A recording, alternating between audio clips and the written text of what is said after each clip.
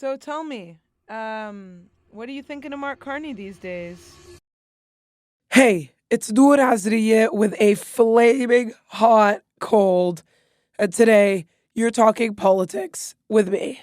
I know you were paying attention during the election because I spoke to a lot of you. We were facing an existential crisis. Canada's been a very difficult country to deal with. How were we going to deal with all that was headed our way? And who was the best person to deal with it? You chose Brookfield Chair Mark Carney. President Trump is trying to break us.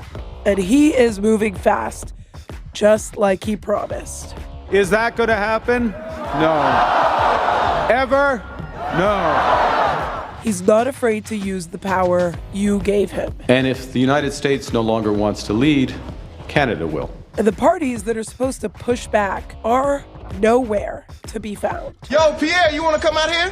The Conservatives are scrambling to find a defibrillator to revive their leader, and the NDP is just flatlining. You're a coward. You're not going to say it to my face. That's what's up. Now is the moment. We should really be paying attention. We've been covering Carney, his bills, his summits, his winking habits, and Hermes tie. But it's time for me to hear from you again. Am I in? I checked in the password and all that, and I did the secret handshake. Yes, you've entered the mainframe. You are here. Is this Noor? This, in fact, is. Hello? Adam. Noor. Justin from North Vancouver. Hello. Thanks for taking my call. Daniel from Vancouver. How are you? Doing pretty good. Yourself? I'm doing fantastic. Talking to some lovely people today, so can't complain.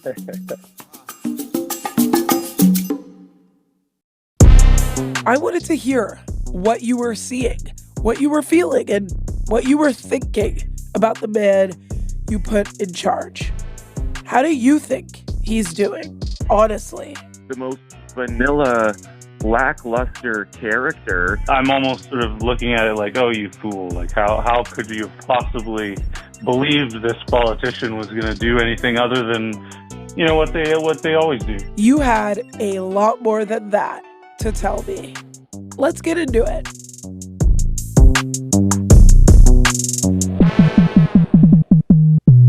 So tell me, what are you thinking of Mark Carney these days? Yeah, gosh, the guy sure is polished and definitely has like an ease about him. Every time I've seen him being interviewed, giving a speech, like he's a pretty confident dude. I did not vote for Carney. I would never vote for the Liberals. I'm part of the hard left. And, we say things like liberal Tory, same old story. And it's true. Like, what would Pierre Poilievre done in the face of Trump that Carney's not doing? Nothing. He would have done the same thing. He's certainly, I think, more right than Poilievre would have been in terms of having the connections to put Canada on a path to go beyond the United States as our primary source of defense and economics. Now, is he the right guy in the long term? Who knows? We'll see. I guess I feel pretty good about Carney and what he's doing right now. I am a little conflicted because generally speaking, my values would more closely align with NDP and Green Party. It's unfortunately not really an option for me at the national scale. So given that the Liberals are going to be the best case scenario for me, I'm looking at Carney as a pragmatic leader. I feel like the world right now is filled with so many leaders that are intensely grating and draining, and Carney it's kind of working out because he's got this calm vibe about him, very vanilla.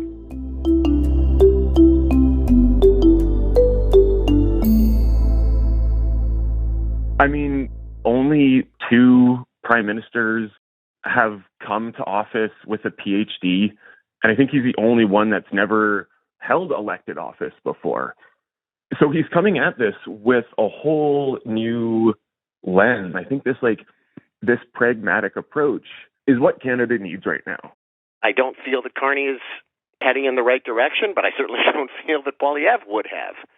And I don't know who the next leader of the NDP is. My family has told me I am not in the running for that. I will see what happens with them or the Greens. I know that if this is a call-in, I should be listening as well as speaking.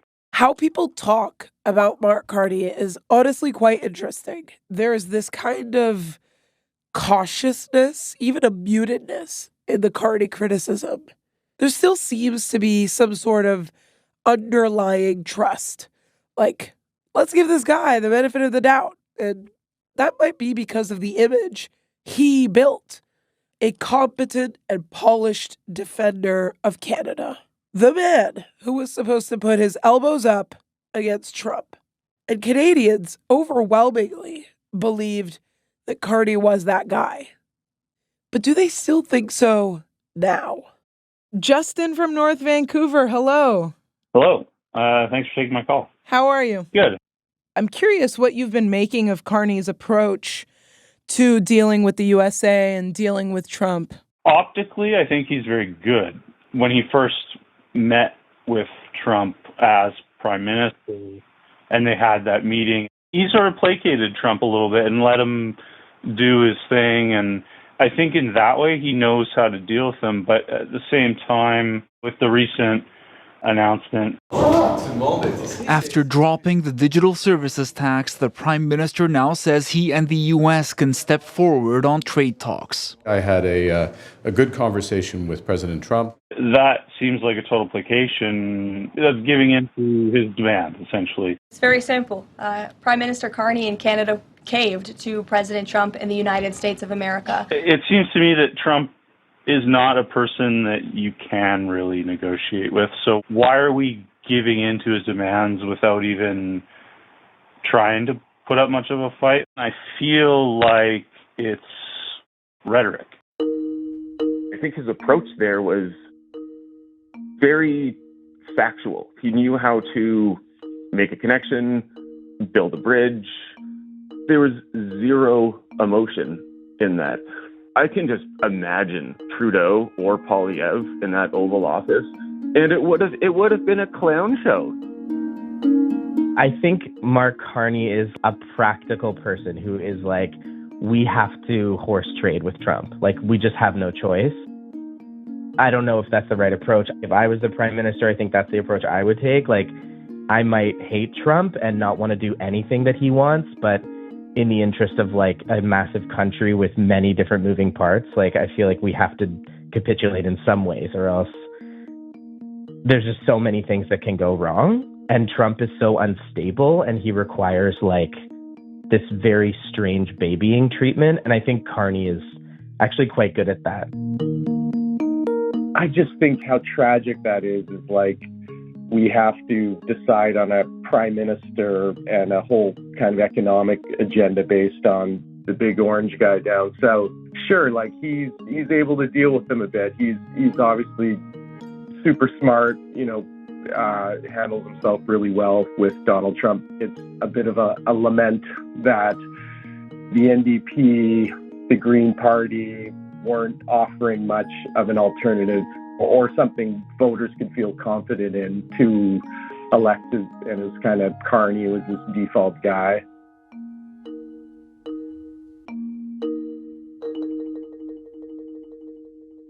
I would say Carney's Trump approach is definitely not as dramatic as he pitched it during the campaign. The old relationship we had with the United States, based on deepening integration of our economies and tight security and military cooperation, is over. It's not defiant. It's a bit more accommodating than expected, hence dropping the digital services tax. But his approach to dealing with the threats down south go beyond his one-on-one relationship with Donald Trump. It's also in the legislation that he's pushing through at record-breaking speed. The Bill 5 they pushed through, it's got a lot of really potentially negative side effects for all of us if abused. I think they stand a good chance of alienating people if they just run over concerns. So, we'll see. Well, what could alienate you? Rolling over environmental and indigenous rights would be the two big ones. I'm a retired architect builder, and waiting for permits is a very frustrating thing. And having to go buy permits or to apply for permits serially, one after another. It could take years to get a permit. And so I understand exactly what they're saying. I get all that, but it's how it's implemented in the intent. His Bill C-5, some of his moves that seem to be sort of sliding, we're sliding to the right more with his government. And granted, his government is not Justin Trudeau's government, but I think it has a lot of the same flaws, and it brings new ones to the table. I've got heightened sensitivity since Bill C-5 passed.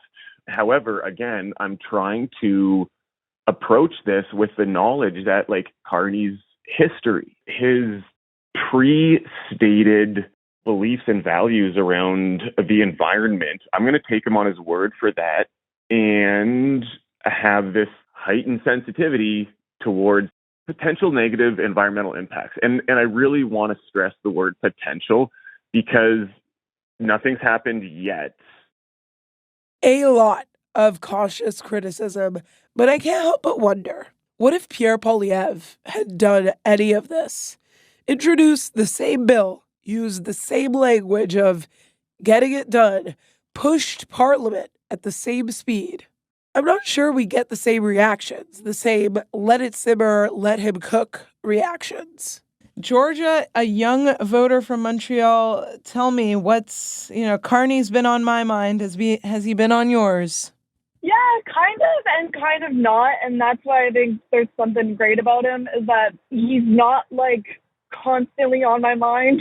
Yeah, I mean, have you felt that way? Have you felt like anything's come up that you've been worried about or concerned about, or have you felt fooled? Definitely the stuff about protecting the border and all those extra privileges given to the law enforcement. That's something I don't agree with because I think it can be so dangerous because it could be misused so much.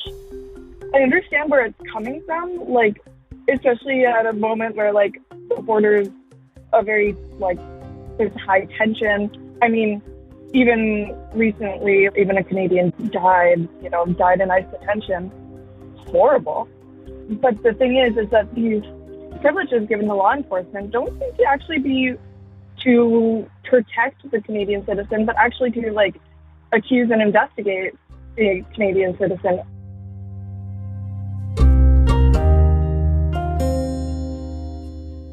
While Carney focuses on restructuring our economy and our beef with Trump, many of you had concerns about all the issues that are drifting into the background. What were you hopeful about? Yeah.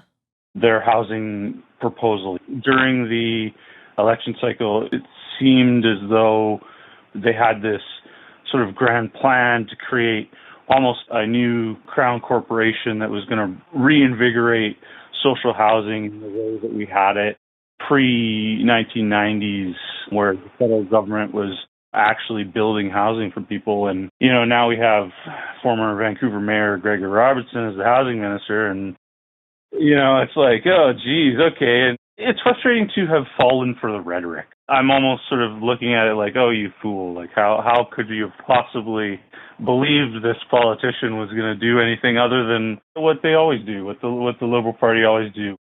Somebody needs to stand up for workers. The fact that we have, the NDP is now, 7 seats? No balance of power. They're not going to be at the table. They're not going to be advocating for workers. And Carney does not care. They don't care. And working people will continue to suffer. You want to solve the housing crisis? I mean, yeah, sure. There's a bunch of things that we can do. Stop the big companies from owning multiple properties. Stop people from owning more than 2 properties. But the wages are never going to be there. With the price of houses now, nobody's even going to be able to qualify for a mortgage in 10 years. It's ridiculous. The other thing as a young person that I care about is housing because eventually I would like to own a home. Yeah, same. Yeah, how old are you, Noor? I'm 25, so I don't know if it's ever going to happen for me, but... Oh my gosh, we're really close in age. He mentioned this kind of post-war suburb building plan, right? Do you want to live in a suburb? I don't want to live in a suburb. Definitely we need to build some. There is a supply and demand issue. But there's also just a issue with landlords and how they treat their tenants. I think the only person that really got on that was Jagmeet in the election. He wanted to like get rid of rent evictions. And that's something that we really need to think about, because housing needs to become affordable not only for suburban families. It needs to be affordable for like you living in, Toronto, me in Montreal. Did you vote for the Liberals? I'm curious. I did vote for the Liberals. I don't have like a party that I always vote for, but I normally go NDP, RIP NDP. RIP the NDP. Do you regret your Liberal vote, or are you feeling okay for now? I don't regret voting for the Liberals, but I think I would have voted for the NDP in a different kind of situation. And I think that's what happened to a lot of NDP voters. It does seem like we are experiencing just more crises, be it housing, be it kind of mental health, be it affordability across the board. I'm wondering if we're needing more of a system change. I think we might have to go a bit deeper than what Mark Carney has done so far. We're just seeing this ridiculous wealth accumulation, and a lot of these crises do seem like they trace back to a lack of funding for healthcare or for education or for housing. I'm curious if there's, anything Mark Carney could do that would maybe turn you away or make you think differently. Any hard lines for you? Absolutely. And it's 100% on the environmental side of things. And this is where I'm really conflicted. I'm actually studying environment in school right now, and hearing the solutions that scholars are coming up with, it blows my mind how simple they are. It blows my mind. And the fact that we can't get those in action, we can't even speak about them in an election period, disappointing. Highly. I am, shall we say, very anti-genocide, to be politically correct about it. I am anti-war, and if you're anti-war, you're anti-war. Period. We had a wonderful reputation for the last century of being peacekeepers and not peacemakers. So I don't feel that Carney is heading in the right direction, but I certainly don't feel that Poilievre would have.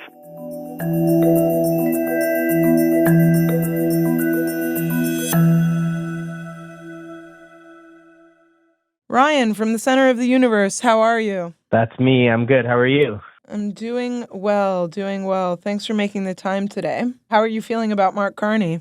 For me, immigration has become like a very difficult thing to talk about, because Trump made it this like disgusting, racist, awful thing to talk about.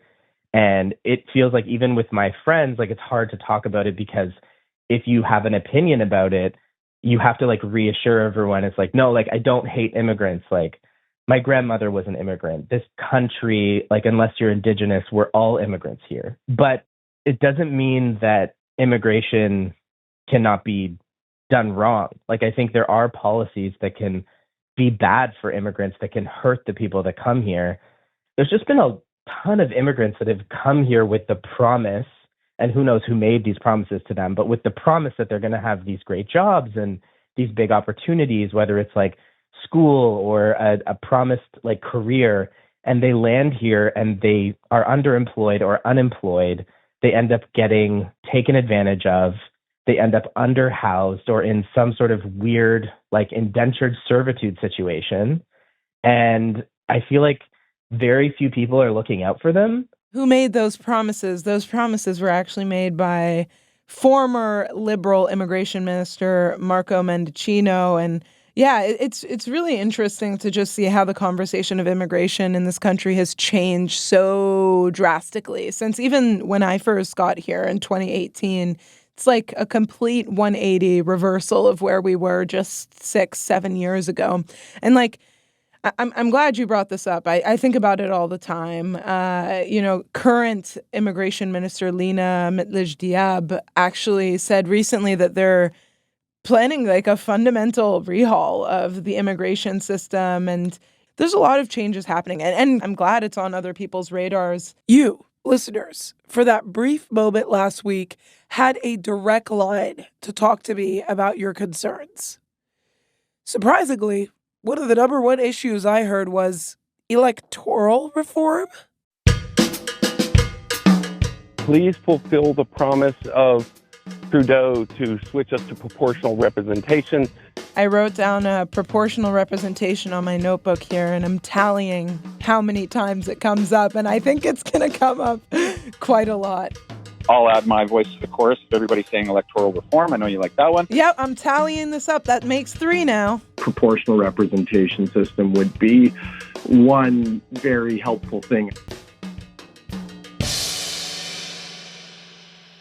Honestly, I didn't see that one coming, but there were also a couple of other things as well. If you could say one thing to Mark Carney right now, what would that be? I think I might have to take a second to think about that. Is it possible that the solution to housing could be that we make it a little bit more equitable? Would it be okay if some people had a little bit less money in their real estate for other people to be able to afford it? Is that so bad? I think that's a pretty fair question. Being in British Columbia, I love the outdoors. I'm someone who enjoys hunting. I enjoy sport shooting and that sort of thing. He said he's an economic pragmatist, and he plans to continue forward with this multi-billion-dollar firearm buyback. And it just seems like a total waste with very minimal benefit to public safety. I think that money could be far better spent on so many larger issues we have in the country.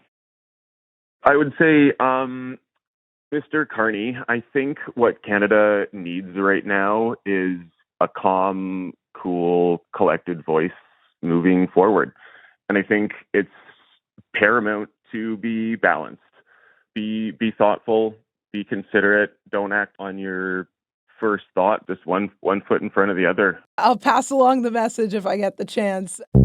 Thank you, everyone who is still here, listening in to everybody, chatting away. I've said this a million times, but I really, really appreciate this. It's really nice to be able to talk to people directly, especially listeners of the show.